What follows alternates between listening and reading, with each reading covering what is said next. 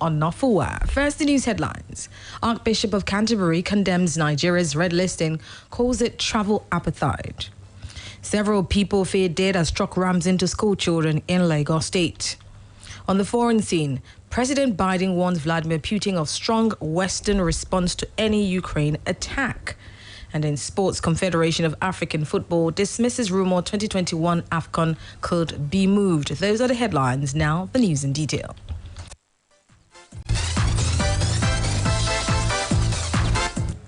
The Archbishop of Canterbury, the Most Reverend Justin Welby, has waded into the growing outrage among Nigerians, condemning the United Kingdom's inclusion of Nigeria in its COVID-19 red list without justification, saying it was a travel apartheid and calls for it to be scrapped. In a series of tweets on his Twitter handle at Justin Welby, the Archbishop of Canterbury urged the UK government to abolish what he described as the morally wrong and self-defeating red list. The United Nations Secretary General had a few days ago described the action of the UK government as travel apartheid, targeted at poor nations. Nigeria became the 11th country to go on the UK's red list for international travel on Monday, as all nations currently on that list are African. The only people allowed to enter the UK from these countries are UK or Irish nationals or UK residents, while they would have to pay for and self-isolate in a pre-booked government-approved hotel for a total of 10 days. Now, members of the Nigeria Governors Forum, NGF, have condemned the travel ban imposed on the country by authorities in Canada and the United Kingdom over the report of confirmed cases of Omicron COVID-19 variant. In a statement by NGF Chairman and Ekiti State Governor Kayode Fayemi, they described the action of both countries as discriminatory and called for the intervention of the World Health Organization. According to the governors, Omicron remains relatively unknown globally, as it is not yet clear whether it is more transmissible from person to person compared to other variants, including Delta. They stressed that it was very discouraging to note that several countries have reported cases of Omicron with tallies similar to or higher than Nigeria's, yet travelers there have not been banned from entering the UK and Canada. And still on the Omicron variant, the Nigerian Senate has condemned in strong terms the United Kingdom government for placing COVID-19 red list. The condemnation came through a motion sponsored by the former Deputy Senate President, Senator Ike Ekweremadu. Ekweremadu lamented that the UK's action did not reflect Nigeria's effort at curtailing COVID-19 and expressed shock that as a country with the least record of COVID-19 in the world, the UK government came up with the harshest policy against Nigerians. The lawmaker said those with valid visas would not be allowed into the UK, saying Nigeria should be unbanned with immediate effect. We are worried that targeting African countries in the COVID-19 travel ban amounts to profiling and discrimination, as well as an attack on our cordial diplomatic relations with the UK. We are aware of the global concern over vaccines hoarding and inequity and the resulting consequences on low-income nations in the fight against COVID-19. This Senate is hereby called upon to resolve as follows. 1. Condemn in strong terms the UK government's inclusion of Nigeria in the COVID-19 red list without justification. We call on the federal government to then constructively engage the British authorities with a view to reverse this inclusion. In his remark, the Senate President called on the United Kingdom to remove Nigeria from the red list, stating that such action should be taken with caution, given that the country has long-time diplomatic relations with the UK. President Muhammadu Buhari has written to the Senate seeking the consideration and passage of the 2021 Finance Bill, which is expected to guide the implementation of the 2022 budget. In a letter addressed to the President of the Senate, Senator Ahmed Lawan, and read during plenary on Tuesday, President Buhari said that the bill, when passed, will help support the 2022 budget of economic growth and sustainability that is presently before the National Assembly, awaiting passage. According to President Buhari, the bill will also help to carry out some radical reforms in the finances of the government. The president also expressed concern over the gross underfunding of Nigeria's healthcare sector. He said that the underfunding has contributed to the fact that people in the rural areas could not access quality healthcare. President Buhari stressed aside Nigeria, countries across Africa are also faced with underfunding problem, which calls for more attention by all critical stakeholders in the healthcare sector. In the West African region are underfunded, under-equipped, understaffed, and relatively inaccessible to most patients, especially from rural areas. Inasmuch as this represents an opportunity for investment in African healthcare, it has not necessarily translated into increased investment activity in the most pressing area that requires intervention.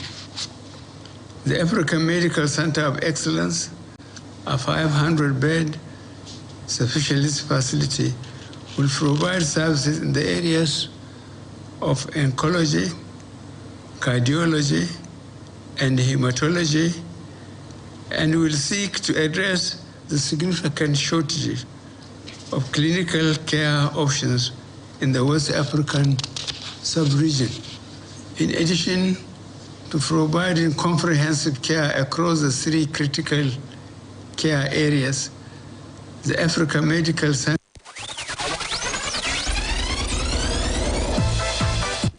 The national chairman of Yahaya Bello Network, Abdulamat Mai Kweshirwa, has said that the network was out to ensure actualization of Not Too Young to Rule Act. The group, composed of young people from the northwest and north-central zones of the country, besieged the state capital, Lokoja, in a town hall meeting. The convener of the meeting, who said that God had blessed the people of Kogi State for giving them a leader in Governor Bello, noted that the leadership style of the governor is very rare in the country. Mike Kweshewa noted that the governor had proved his mettle as a capable leader in Kogi State and also has the capacity to lead the country to the promised land. The Chief of Staff, Abdul Karim Jamiu Asuku, who represented the governor at the occasion, lauded the effort of members of YBN for organizing the town hall meeting in Lokoja, Kogi State. The Chief of Staff, however, told the youth that at appropriate time, the people's governor will make his intention known, and he assured them that Governor Bello, that he knows, will not disappoint the youth. Honorable Ahmed Mohammed, Deputy Speaker, Kogi State House of Assembly, commended the convener of YBN for the evolution of the group cutting across states in Nigeria. Now, several school children have been feared dead after a truck rammed into some students in the Ojodu-Bega area of Lagos State. The incident occurred at Grammar School bus stop along the Ogunusi Road on Tuesday afternoon when school children were returning to their respective homes. According to reports, the driver of the vehicle lost control before hitting the unspecified number of students. The Commissioner of Police in the state, Hakeem Odumusu, who confirmed the incident, said 2 students have been killed so far and others injured. The truck driver, the police commissioner explained, attempted to escape after hitting the school children, but he was later arrested by operatives attached to the divisional police headquarters in Ojodu, who went after him after he fled the scene. However, eyewitnesses at the scene gave conflicting accounts. While some claimed about 13 students were feared dead, others said 17 children died. They were said to have been crushed while waiting to cross to the other side of the road.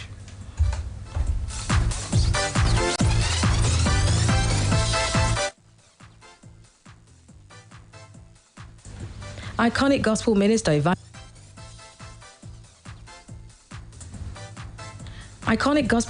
Evangelist Sopo Alabi will be the...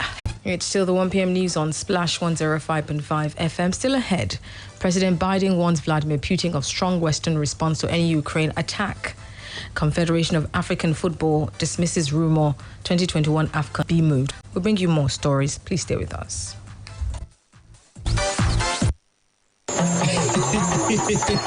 Wọ́ọ̀rẹ́ mi, wọ́n ní àjọṣepọ̀ rẹ̀ sì ló mú kí kòkó kún. Ìta gbòǹgbò pọ́gi ló mú kígi pọ̀ nígbó. Àti pé àjọṣepọ̀ ló mú kí ọ̀pọ̀lọpọ̀ okòwò ó gbèrú sí i. Pẹ̀lú ilé ìfowópamọ́sí Lapo, ìwọ náà wá mú kí okòwò rẹ kó gbèrú sí i nípa yíyáwó get for different sizes them where you fit use for electrical wiring level for anywhere. Whether na your house, or na your office, the price uncle no the tear pocket at all. Nationwide distribution don't start. For more information, call 0808 030 3257 0808 030 3257. Pure Cable and Wire Limited. They have print compound 40 gate 122/132. Also the Apapa Expressway, Iyano Solo Bus Stop, Lagos. Pure Cables, Nigerian electrical contractors endorser, SON approver. Pure Cables, na Yubico.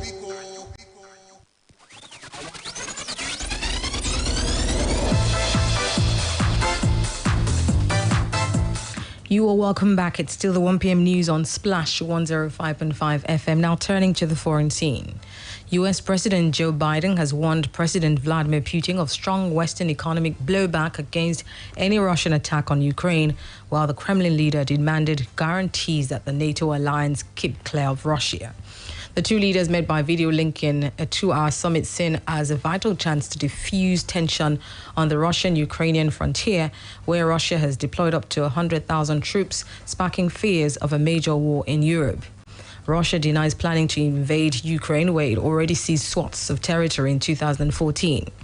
However, according to a statement, President Biden made clear that economic pain, perhaps including risk to Russia's new Nord Stream 2 natural gas pipeline supplying Europe, would follow if it does. In its own readout, the Kremlin said Putin blamed NATO for tensions in Ukraine. Abu said that the remaining 5 perpetrators have been sentenced to life imprisonment. All those handed death sentences were between 20 and 22 years old and attended the elite Bangladesh University of Engineering and Technology alongside Fahad. 3 of the defendants are still at large, while the rest were in the courtroom. Finally, in sports, the Confederation of African Football, CAF, has dismissed rumours that the 2021 AFCON could be moved away from the Cameroon following the recent discovery of the new Omicron variant of COVID-19. The new variant has led to travel restrictions being introduced by some countries for several African nations, with Nigeria, which neighbours Cameroon, the latest to be added to the United Kingdom's red list. CAF's Director of Communications, Alex Siwe, says neither his organisation nor leading Cameroon officials have discussed such events. In recent days, some media organisations have suggested the dates for the tournament could change or even the location moved possibly to Qatar. The AFCON, which has already been delayed because of the global pandemic, is due to kick off on 9th January in Yaoundé, with the final on 6th of February in 2022.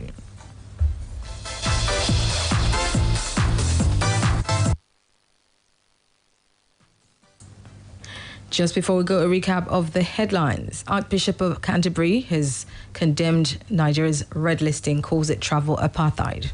Several people have been feared dead as truck rams into school children in Lagos State. President Biden has warned Vladimir Putin of strong Western response to any Ukraine attack. And Confederation of African Football has dismissed rumor that 2021 AFCON could be moved. For more details on the news, visit our website on www.splashfm1055.com. Now, you can download the Splash FM mobile app on iOS and Google Play Store to listen live, get news update, opinion poll, and also report an event live to us through the iReport feature. To download, simply go to any of the stores mentioned and search for Splash FM 105.5, then click to download. We have now come to the end of the news on Splash 105.5 FM, the integrity station and the best radio station in the southwest of the country. The news editor is Tunde Olawuwu, assisted by Chinwe Churchill. I'm Ronke Giwa Onafuwa. Good afternoon and thank you for listening. Quick, charge at 240. Hot news, cool vibes, sports, and more on the Integrity Station.